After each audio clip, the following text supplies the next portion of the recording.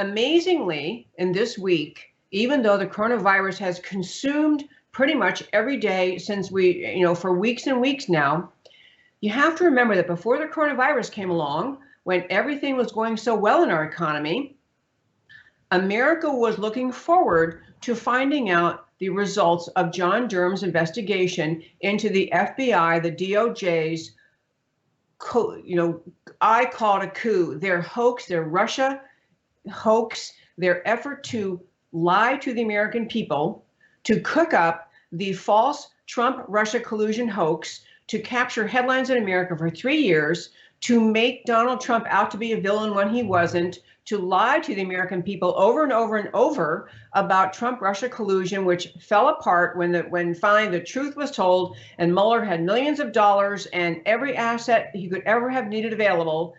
He came up with a report that said, no such thing, never happened. There is no Trump-Russia collusion. There was no Trump-Russia obstruction. It just never happened. So America was waiting to find the report from the John Durham investigation, from the DOJ, about who was responsible for these lies, who committed crimes related to this, who needs to be held accountable for the hoax that was perpetrated on the FISA court, for 4 different subpoenas they issued, 4 different permitting the recording of Trump people. They issued surveillance warrants permitting the spying on the Trump team. Who was responsible? Who committed crimes? That report was the biggest news of the day, the anticipation waiting for that to come out. And now, of course, that has been eviscerated from headlines, of course, because all we can talk about all day long is the coronavirus. But there are a few little tidbits about this. I'm going to try to touch on other stories in the next few weeks, and not just coronavirus, but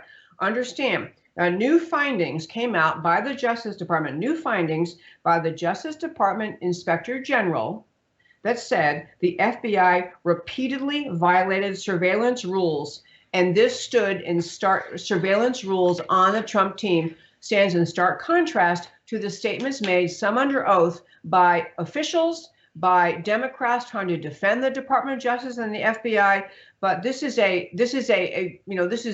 DOJ, corrupt to the core, willing to spy on their political opponent, willing to lie about spying on their political opponent, willing to drop or abandon surveillance rules in place so that they could spy on their political opponent. This is very serious. This is third world, banana republic conduct in our government in Washington. And we all were waiting to find out the findings of this report. And hopefully we're still going to get something out of Durham, John Durham, and actually also Attorney General Barr, that exposes who engaged in wrongdoing and what it was and who should be prosecuted.